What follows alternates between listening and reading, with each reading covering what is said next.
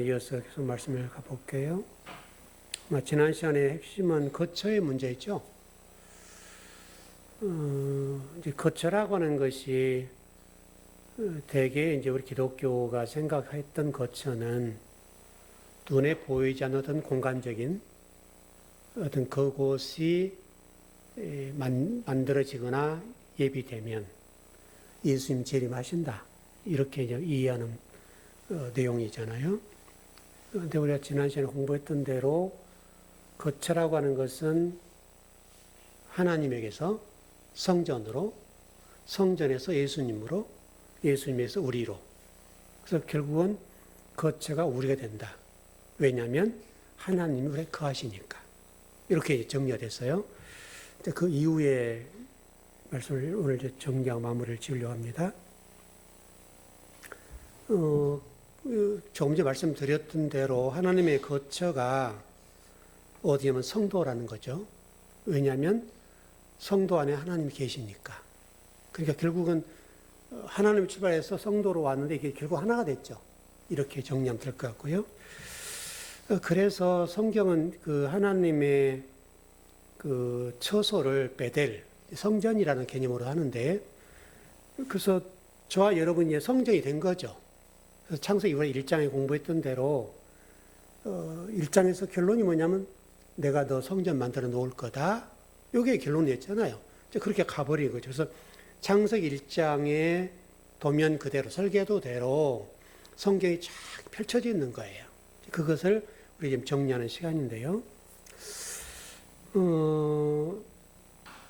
그래서 이제 그 베델이라고 하는 것이 하루아침에 되진 않으니까 하나님이 우리에게 지난 시간 우리가 에베소 2장과 베드로전서 2장 5절, 2장 5절만 보면 너희도 산돌같이 신령한 집으로 세워지고 예수 그리스도를 말미암아 하나님이 기쁘시게 받으실 신령한 제사를 드릴 거룩한 제사장이 될지니라. 이렇게 됐잖아요.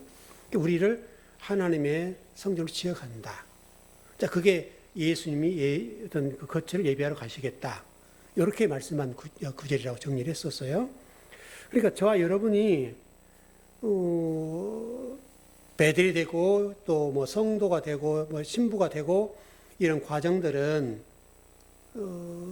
하루아침에 되는 게 아니고 수많은 시간을 들이고 훈련하고 깨지고 또 상처도 받고 울기도 하고 그런 과정을 거쳐서 된다는 거예요. 어쨌든 성도들이 하나님 거처라는 것은 분명히 정리가 됐고요. 그래서 그 거처를 준비하러 간다라고 하는 것은 예수 그리스도의 죽음까지 다 포함되는 말씀으로 포함되고, 그러니까 예수 그리스도의 십자가의 죽으심, 이 일이 우리에게 이게 하나가 될 때 저와 여러분이 언제나 거처가 되는 거죠. 그래서 성경은 이렇게 정리가 되네요. 그 하나님의 처소 또는 하나님의 나라, 또 우리는 새 하늘, 새 땅, 이런 말씀들이 있잖아요. 새 하늘과 새 땅이라고 하는 그 모든 것들이 하나로 정리되는데 그게 성전이에요. 다시 말하면 우리예요, 우리. 성도. 그러니까 새 하늘과 새 땅이라고 했을 때 그 새 하늘이라고 하는 것이 이런 우주계의 새 하늘이 예수님 재림하시게 되면 새로운 하늘로 변한다는 말이 아니라 저와 여러분이 새 하늘과 새 땅이 된다는 거예요. 그게 하나님 나라예요. 여러분 이거 굉장히 중요해요. 그러니까 새 하늘이라고 하는 것은 그래서 하샤마임, 샤마임이라는 단어가 이러면 하늘이라는 말이잖아요. 샤마임이라는 단어가 하늘들이죠. 근데 거기다가 정관사가 붙어서 하샤마임. 그래서 저와 여러분이 그 하늘들 그렇게 바뀌는 거예요. 그래서 저와 여러분들이 하샤마임이라는 사실이 이게 보통 복이 아니에요, 여러분. 하나님의 처소 또는 하나님의 새 하늘, 이게 여러분이 거처고 여러분이 새 하늘이라는 사실이 이게 얼마나 큰 복이에요, 여러분. 그래서 여러분 주기도문 보면 여러분 봐보세요. 쭉 보면 우리라는 단어가 많이 나올 거예요. 몇 번쯤 나오나요, 여러분? 우리라는 단어가?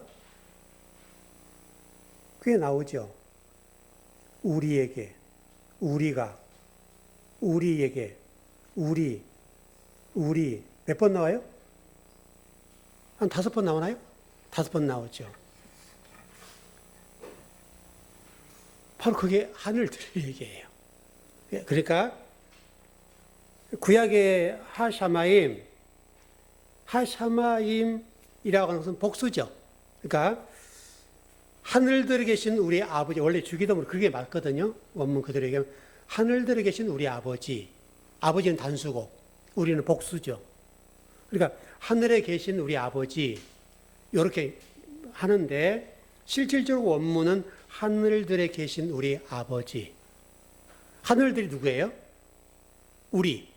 우리가 포함된, 왜냐하면 아버지잖아요, 우리. 근데 그 아버지를 이제 뒤에 좀 설명을 드리겠습니다만은, 그러나 헬라 시대, 우리 신약 성경이라고 하는 헬라 시대에는 이런 것들이 복수 개념이 아니었어요. 하샤마임이라는 이런 단어들이 헬라 사상에서는 전혀 영향을 끼치지 못해요. 그래서 지금 이 주기도문도 아마 그래서 그렇게 번역이 된 것 같은데요. 샤마임이라는 단어가 그 합성어인데요. 이게 참 재밌는 단어예요. 샤마임이라는 단어가 어떤 합성어냐면 셈이라는 단어가 뭐죠? 뜻이? 노아의 세 아들이 누구죠? 셈, 함. 그렇죠? 그럼 야벳이죠. 그러니까 셈이라는 단어가 이름 제가 설명을 예전에 드렸었는데 노아의 아들 가운데 셈이라는 단어가 있죠. 이름이란 뜻이에요. 이름. 이게 이름이라는 뜻이고 그 다음에 이제 뒤쪽에 이게 그 요드 맴이라는 단어인데요. 이게 임이라는 단어가 이게 물이라는 말이에요. 물이 물과 이름이 합쳐진 거예요. 그게 샤마임이에요. 하늘이에요. 그게. 그래서 이것을 우리 창세기에서 공부를 했었는데요. 물에는 두 가지 물이 있죠. 윗물과 아랫물이 있죠. 성경에서 물 얘기가 그래서 나오는 거예요. 그래서 생수의 강 얘기에서 나오는 게 그런 의미예요. 샤마임이라는 것은 새 하늘이라고 그랬죠. 하샤마임. 하늘인데 이 하늘이 이름과 물이에요. 이게 지금 합성으로 된 게 샤마임, 하샤마임. 그렇게 되어 있어요. 그러니까 생수의 강이라고 성경에 기록이 되기도 하고 때로는 이게 기근이 됐다. 그렇게 얘기하기도 하잖아요. 말씀이 없는 상태. 그걸 기근이라고 그러는데 그래서 물이라고 하는 것은 여러분 제가 오래전에 설명드렸던 그런 말씀이라고 그랬죠. 말씀. 그러니까 샤마임, 새 샤마임이라는 말은 말씀과 이름이죠. 말씀이 새롭게, 우리의 이름이, 말씀을 새롭게 된 사람들. 요걸 하샤마임이라고 그래요. 그렇게 정리가 될 것 같고요. 그래서 마임이라는 단어가 물인데 이게 쌍수예요. 쌍수. 아까 샤마임이라는 단어도 똑같은데 이게 물짝이에요. 물짝. 물도 쌍수고 말씀도 쌍으로 되어 있지 않습니까, 여러분? 그래서 말씀의 짝. 물이라고 하는 것은 말씀의 짝이에요. 그래서 제가 말씀이 여러분 그렇게 중요하다고 얘기를 드린 이유가 여러분 요한계시록에 보면 초대받은 성도들, 혼인잔치에 초대받은 성도들 얘기할 때 뭐라고 말씀하냐면 하나님의 말씀입니다. 그 말씀된 자들이 혼인잔치 초대받는다. 우리가 그렇게 공부했잖아요. 그래서 저와 여러분이 이런 육체를 가지고 있는데 실질적으로 샤마임, 새 하늘이라는 단어 정리하면 이 새 하늘이 될 수 있는 존재가 뭐냐면 말씀들이다. 저와 여러분이 새로운 이름이 되는 거죠. 그래서 뒤에서 설명을 드리겠습니다만은 그래서 저와 여러분들은 말씀들이 될 때 그게 새 하늘일 거예요. 이게 새 하늘이라고 하는 이 부분은 우리가 보이는 이런 하늘이 아니라 저와 여러분이 말씀으로 새롭게 된 말씀들이 된 상태. 그래서 우리가 십년 골수를 쪼갠다. 또는 우리 창세기 1장에서 공부했던 대로 우리가 그리스도의 머리를 바뀌어야 된다. 그런 얘기를 하는 거예요. 그렇게 좀 정리했으면 좋겠고요. 그래서 샤마임이라는 단어 자체는 저와 여러분이 새로운 이름을 가지게 된다. 그래서 우리 이름이 다 각자 주어져 있지만 여러분들에게 신부, 또는 성전, 새 예루살렘 성전 이런 식으로 바뀌잖아요. 그게 새 이름인 거예요. 그게 샤마임 안에 다 들어있다. 그래서 하늘들에 계신 우리 아버지 이렇게 주기도문에 나와 있는 거고요. 그래서 단수인 하나님과 복수인 하늘 짝들이 하나가 된 상태가 뭐냐면 하늘이에요. 그 하늘 짝이에요. 하늘이라고 하는 것은 하나님과 우리가 다시 말씀이 된 새로운 사람들과 하나님이 하나 된 상태. 이걸 하늘 짝이라고 그래요. 그래서 저와 여러분이 말씀들, 그래서 우리 자아가 다 죽고 말씀이 된 상태, 그것을 하늘 짝이라고 얘기해서 성경에 설명하고 있어요. 그래서 우리가 하나님을 아버지라 부르잖아요. 여러분 잘 생각해 보세요. 하나님을 아버지라 부르는데, 그러면 우리가 어떻게 아버지를 부를 수 있냐 이거죠. 그걸 좀 정리해 볼게요. 예수님의 아버지가 하나님이죠. 맞죠? 여러분 성경을 이제 총동원 한번 해보자고요. 예수님이 아버지를 하나님이라고 그래요. 그럼 예수님은 성경에 뭐라고 설명하는가 하면 맏아들이다. 그렇게 설명하죠. 맏아들이란 말의 의미는 둘째가 있단 말이잖아요. 그렇죠? 그럼 이 둘째가 누구냐는 거예요. 우리라는 거예요, 여러분. 그러니까 예수님이 아버지가 하나님이니까 예수님과 우리는 형제죠. 이해되시죠? 형제들이니까 우리도 하나님을 누구라 부르는 거예요? 아버지라 부른다 그거예요. 우리가 그냥 아버지 하는 게 아니라 예수님의 형제로서, 맏아들이신 예수님의 형제로서 아버지, 하나님을 아버지로 부른다는 거예요. 그 의미를 이해하시죠, 여러분? 그렇게 정리하셔야 돼요. 그래서 예수님이 맏아들이고 우리는 이제 둘째가 된 거죠. 그렇죠. 양아들이라 하기도 하고 이제 그렇게 하긴 합니다만은, 그래서 우리가 하나님을 아버지라 부를 수 있는 것은 예수님 맏아들이고 예수님과 우리가 하나 됐으니까.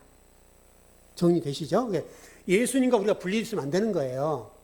예수님 우리 안에, 그래서 내가 너 안에, 네가 내 안에 이렇게 되잖아요, 성경이. 그래서 우리 말씀 짝이라는 말이 그렇게 중요한 거예요. 하늘 짝도 중요하고 새 하늘도 중요한 것이 우리가 말씀이 돼야 된다는 얘기가 그 얘기예요, 여러분. 그래야 우리가 하나님을 아버지로 부를 수 있어요.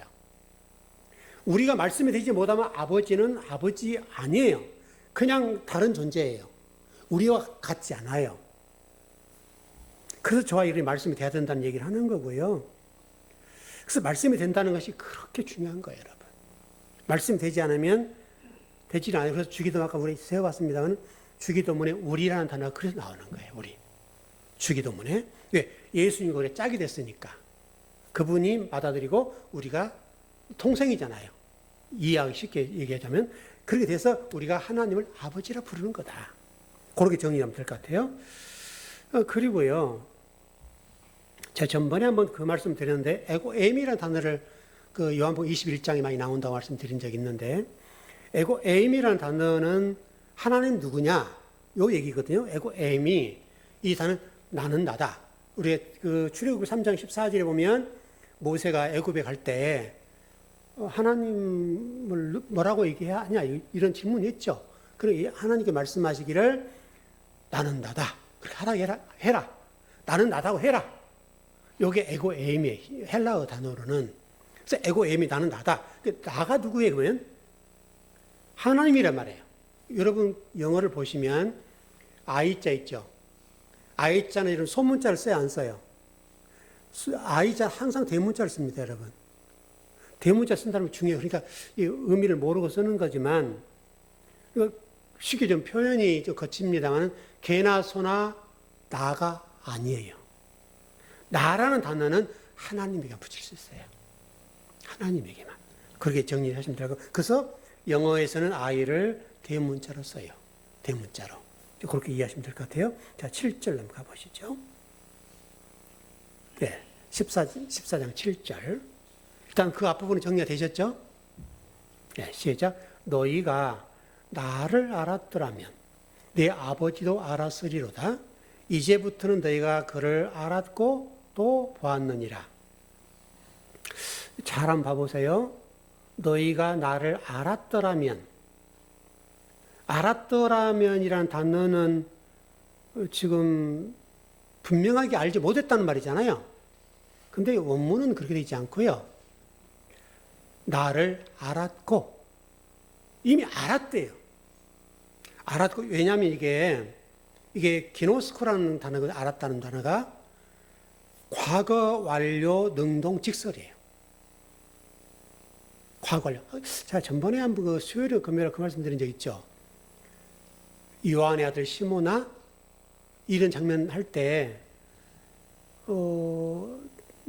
베드로가 예수님을 잘 몰랐다. 이런 뉘앙스로 얘기한 부분이 있다고 그랬죠. 근데 예수님께서 베드로에게 말씀하기를 너는 나를 보았다. 알았다. 그렇게 말씀했다고 그랬잖아요. 그 장면 똑같아요. 여기도 지금 우리 많은 그리스도인들이 그런 부분이 있어요. 하나님을 알았다고 하고 보았다고 하면 왠지 모르게 거룩성이 훼손되고 왠지 모르게 내 어떤 신앙의 어떤 질적인 이런 부분과 좀 너무나 좀 안 맞는 같은 그런 뉘앙스가 있어서 하나님에 대해서 좀 그런 겸손의 부분이 있긴 있는데, 근데 여기 보니까 지금 너희가 나를 알았고 과거 완료입니다. 여러분도 하나님을 보셨죠? 봤다는 말은 우리가 죽어야 본다는 거잖아요. 이게 진리가 되면 말씀으로 하나님을 보는 거잖아요, 여러분. 그 얘기를 하는 거예요. 그래서 아버지를 보았고 알았다. 이게 그렇게 되는데, 아버지를 알았고 알았다. 과거 완료입니다. 그리고요. 그러니까 그럼 어떻게 우리 아버지를 보았다고 하고 알았다 하는가? 성경에 보면 예수님께서 그렇게 말씀하신 적이 있어요. 너희가 나를 알았고, 여기 이 말씀대로 하면 알았고 보았다고 한다면 아버지를 본 거다. 그 얘기를 하는 거예요. 그러니까 우리의 형이라고 표현을 쉽게 해볼게요. 우리 형이신 예수님을 보고 알았으면, 그럼 여러분 실질적으로 예수님 2000년 전에 돌아가서 보지 않았죠? 근데 우리는 뭘로 보는 거예요? 말씀을 본다는 거예요. 그러니까 말씀을 우리가 공부해야 될 이유와 말씀을 알아야 될 이유는 뭐냐면 그 말씀을 아는 게 아버지가 보는 거고 예수님을 아는 거예요. 그래서 예수님을 알았다는 말은 하늘을 보고 알았다는 말이에요. 그 말씀 안에서. 실제로 우리가 어떻게 하나님을 봐요? 하나님을 영이시기 때문에 볼 수는 없잖아요. 그러니까 예수님을 봤다, 알았다라고 하는 말은 말씀을 통해 보고 알았다. 이렇게 하는 거예요. 왜? 말씀이 하나님이시니까. 그래서 알았다는 단어가 과거 완료다. 여러분 다 예수님 보셨고 알았고 하나님을 보았고 알아요. 그렇게 여러분 정리하셔야 돼요. 그러니까 여러분 뭐 환상으로 예수님이 목자 양 그런 모양으로 짠 산신령에서 나타나 그거 봤단 말이 아니에요, 여러분. 대개 그렇게 이해하는데요. 성경 그렇게 되어 있지 않습니다. 그렇게 되지 않고 말씀을 알았고 보았으면 예수님을 본 거고 안 거고 하나님을 보고 안 거다. 그렇게 정리하면 될 것 같습니다. 그래서 예수님을 기노스코 알았다고 한다면 하나님 아버지를 안 거예요. 그리고 호라호, 그러니까 예수님을 호라호라는 단어는 봤다는 말이거든요. 예수님을 봤다고 하는 말은 하나님을 봤다는 말이에요. 성경 그렇게 정리가 됩니다. 그래서 아버지가 예수님 안에 계시죠. 또 우리 안에 계시죠. 그러니까 본 거고 아는 거예요. 그래서 우리가 거처라고 하는 말은 예수님 우리 안에 계시고 아버지가 계신다는 말이에요. 그게 거처 개념이에요. 거처. 이게 너무나 이 거처라고 하는 것이 뜬구름 잡는 것처럼 멀리 이게 아니라고 여러분. 지금도 그렇게 믿는 게 좀 안타까운데요. 그래서 이제 정리를 해보면 오늘 본문의 처음 본문이 뭐라고 됐는가 하면 내가 길이요 진리요 생명이라고 그랬죠. 예수님을 저와 여러분이 거처로 삼고 그분이 우리 안에 계시면 그런 얘기예요. 그런데 한번 우리 요한복음 13장 34절 한번 봐봐요. 이 본문이 조금 이제 어려운 본문이긴 한데요. 요한복음 13장 34절.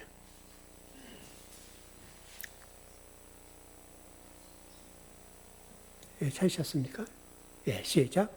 새 계명을 너에게 주노니 서로 사랑하라. 내가 너희를 사랑한 것 같이 너희도 서로 사랑하라.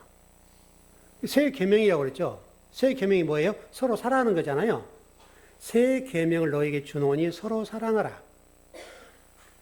내가 너희를 사랑한 것 같이. 서로 사랑은 하는데 그냥 사랑할 수가 있는 게 아니고 인간은 사랑할 수 없어요.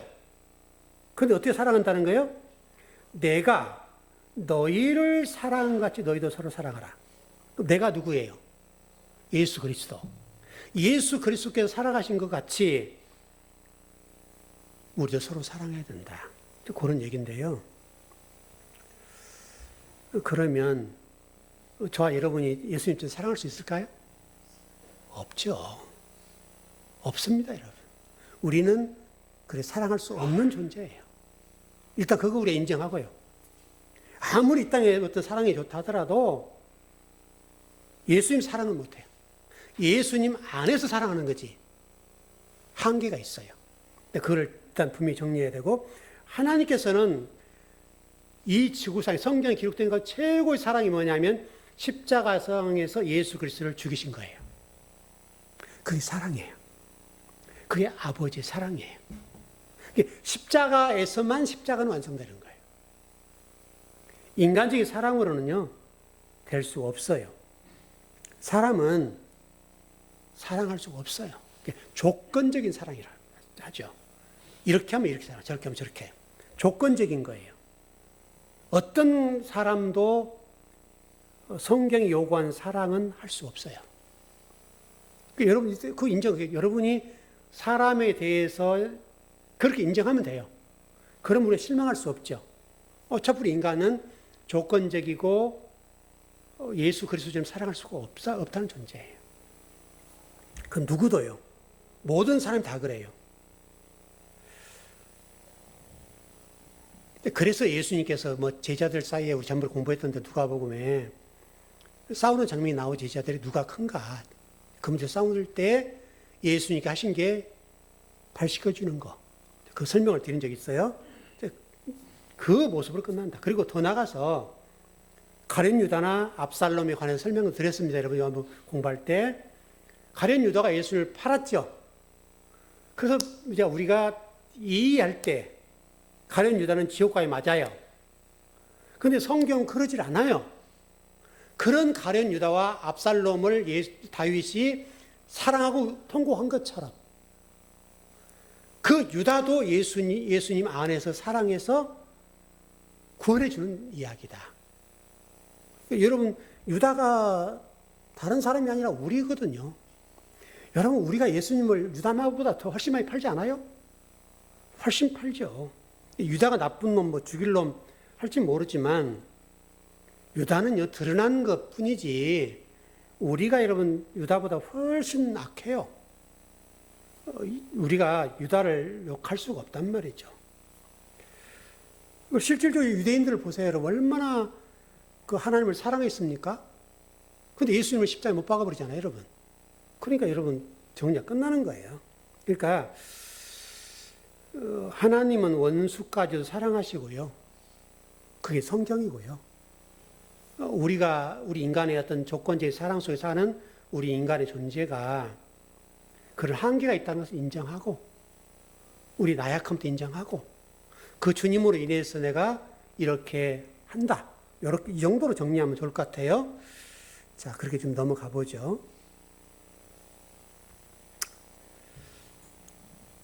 그 세상 사람들은요, 의인들을 평가할 때 우리 인간의 기준으로 볼 때, 저 사람 대단하네. 물리기 안 해서요. 그렇게 보는 건데, 심지어는 여러분, 이렇게 좀 정리해 볼까요? 바울이 그랬어요.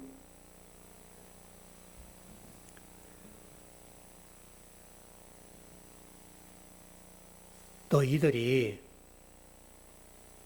다른 사람을 사랑한다고 하는데 그 사랑은 어떤 사랑도 그 사랑은 사랑이 아니다. 간단하게 얘기하면.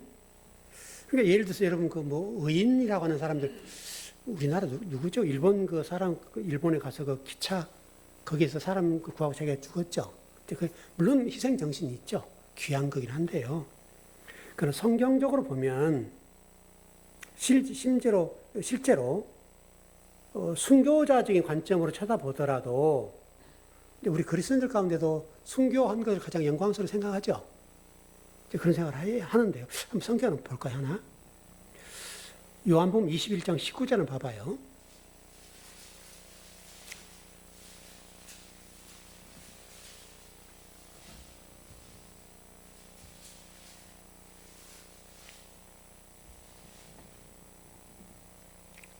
예, 시작.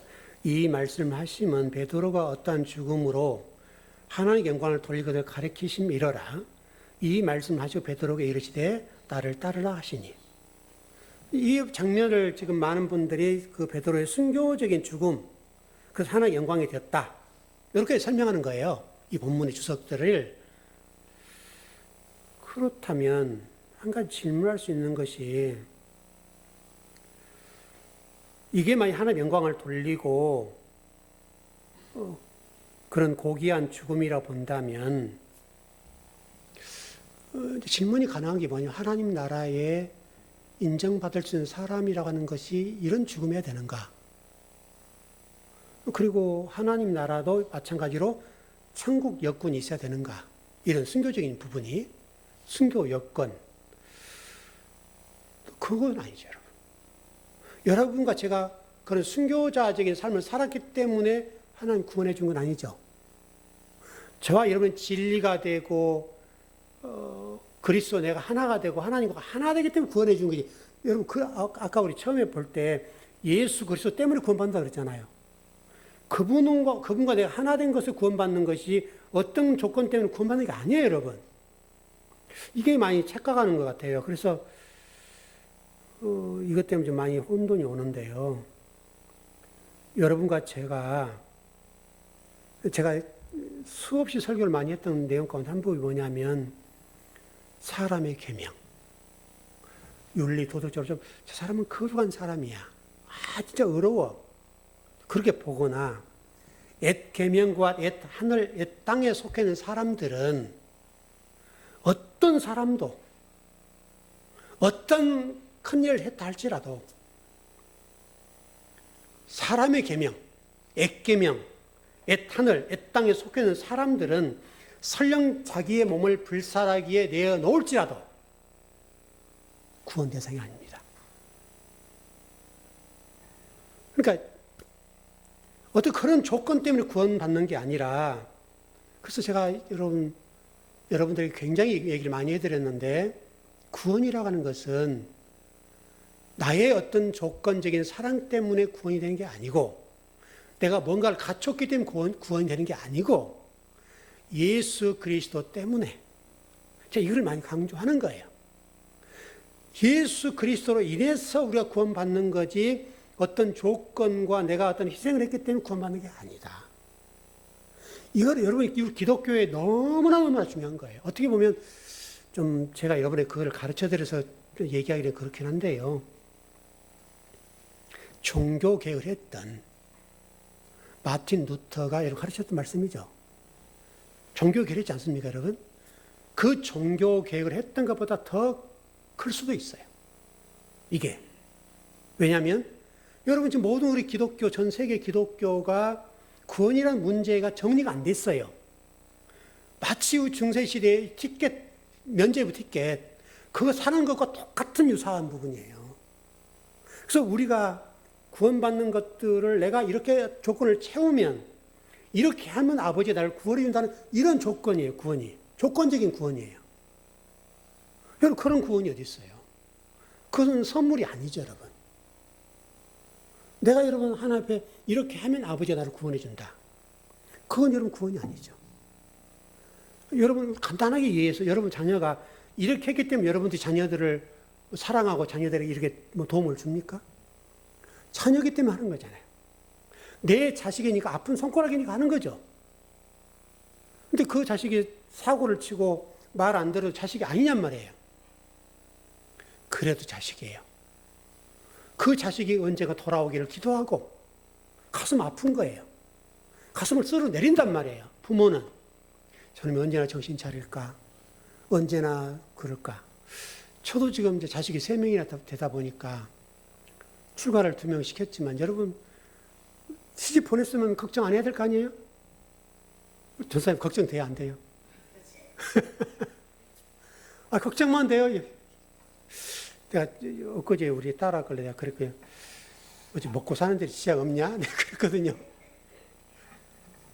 일단 웃더라고요. 아빠 먹고 살지 뭐 그러더라고요.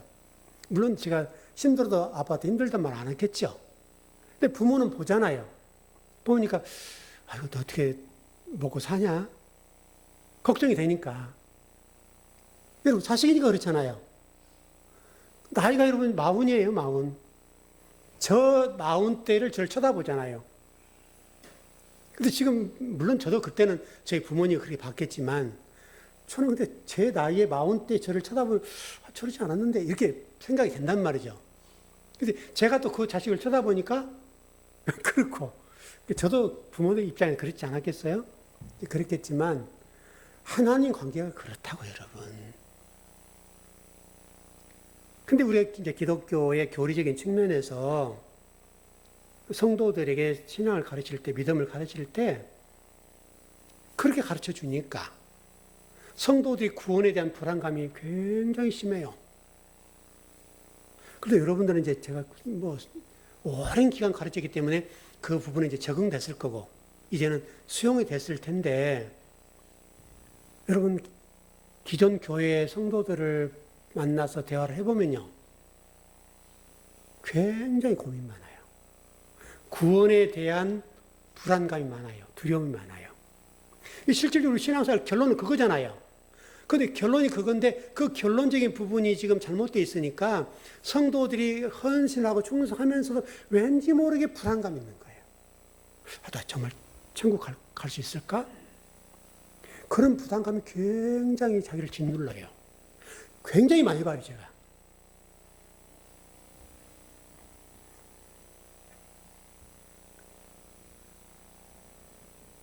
그 성경은 설령 우리가 하나님 나라를 위해서나 이웃을 위해서 내 몸을 불사르게 내어준다라고 할지라도 설령 하나님 나라와 의를 충성하고 순교를 한다 할지라도 그것 때문에 구원받는 건 아니에요. 그것은 하나의 그리스도인으로서 헌신할 수 있고 순교할 수 있어요. 그건 고귀해요. 그러나 순교했기 때문에 구원받는 게 아니라고. 이해되세요? 여러분 순교는 여러분 아무나 할 수 없죠. 순교 고귀하죠, 여러분. 그러나 그 순교를 했기 때문에 그게 조건이 되어서 하나님 나를 구원해 준다? 그건 아니에요, 여러분. 이제 여기 착각이 될 수밖에 없어요. 바울이 여러분 그러니까 네 몸을 불사르게 내어 줄지라도 안 된다는 거예요. 안 된다. 제가 아까 앞에서 말씀드렸던 대로 거처인 우리가 예수 그리스도 하나님과 하나가 될 때 그리고 요한복음 14장에 말씀하고 있는 내용처럼 그게 새 하늘이고 하나님 나라고 천국이고 그게 첫째 부활에 참여한 자가 되는 거고 그 둘째 사망이 없다고 그러잖아요, 여러분. 그러면 둘째 사망이 없다는 전제는 있다는 전제가 되는 거잖아요. 그렇죠, 여러분? 어떤 사람에게는 둘째 사망이 있다는 전제예요, 그게. 하나님 말씀이 된 사람들에게는 둘째 사망이 없는 거예요. 이미 부활을 하니까. 그래서 여러분과 이제 예수님의 재림의 어떤 날을 기다릴 수 있는데요. 여러분 그 문제 걱정 안 하셔도 돼요. 이미 여러분과 저는 진리가 된 상태라고 한다면 이미 끝난 거예요. 예수님 오셔서 오른쪽 왼쪽 가를 이유가 없는 거지 이제. 이미 우리의 진리가 돼버리면. 그래서 여러분 예수님 언제 오실까 걱정하실 필요 없고 안 오신가 왜 걱정할 필요도 없고 왜? 우리 안에 계시니까. 그래서 여러분 지금 오늘 우리가 새 계명이라는 단어로 주제를 공부를 했는데 여러분과 제가 지금 그렇게 되어서 새 하늘과 새 땅이 되어버렸다 한다면 아무 염려할 필요가 없어요. 그래서 적어도 우리 즐거운교회에서 공부하신 분들 정도는 이 문제로 고민하지 않았으면 좋겠어요. 여러분, 이게 굉장히 중요해요.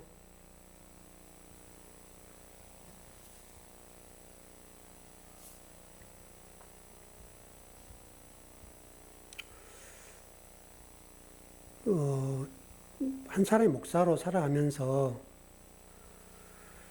여러분들에게 이 진리의 말씀을 전할 수 있는 것 자체가 저에게도 복이죠.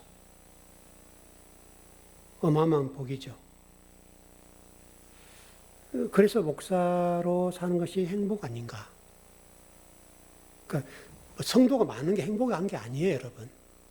정말 하나님의 성도 단 한 사람이라도 바르게 가르치는, 바르게 진리를 전하는 그것이 진짜 행복이고 복이 아닌가. 제가 얼마 전에 유튜브를 하나 봤는데요. 요즘 그게 또 뭐 유튜브에 많이 나오더니 그런 것들이요. 어떤 목사님이 시골에서 목회를 하셨는데 오래 하셨더라고요. 그 교회가 좀 안정적인 교회인데요. 어느 날 충성스러운 성도가 돌았어요. 이게 이제 문제의 발단인데. 그래서 목사님으로 엄청 처음에 섬겼어요. 그러니까 뭐 시골교회에서 시골교회 뻔하지 않습니까, 여러분? 뭐 생활 사례비가 넉넉하길 합니까? 뭐 자녀를 교육시킬 뭐 여건이 됩니까? 그게 안 되잖아요. 근데 어떤 성도가 지금 뭐 시골일 교회에 있는데 서울에 있다 내려왔는지 어떤 도시에 있다 내려왔는지 모르지만 어쨌든 좀 일반 기성 교인들보다는 좀 수준이 높은 그런 부부가 들어와가지고 지극정성을 목사님 섬긴 거예요. 목사님 좋았겠어요? 안 좋았겠어요? 좋았죠. 그때까지는 좋았죠.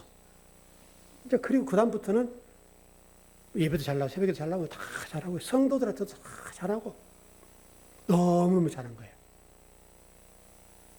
근데 어느 날부터서 이분이 성도들을 집으로 초대해서 밥을 먹이고 얘기를 하면서 이제 교회의 비판을 시작하는 거예요. 근데 나중에 뭐 결론만 정리하면 이분이 나중에 보니까 이단이에요. 그래서 결국 나중에 그 목사님이 그 교회 쫓겨났어요. 이제 나중에 목사님이 뭐 어쩌고저쩌고 한다니 나쁜 얘기를 해가지고 교인들을 다 하나로 만든 거예요. 그래서 그 신임 투표를 하잖아요. 그래서 그 교회에서 목사님 신임 투표를 한번 하시죠. 이렇게 된 거예요. 장로님도 계시고 하는 교회인데 신임 투표를 했는데 안 됐어요. 신임이 안 됐어요. 그래서 목사님이 교회를 쫓겨난 거죠.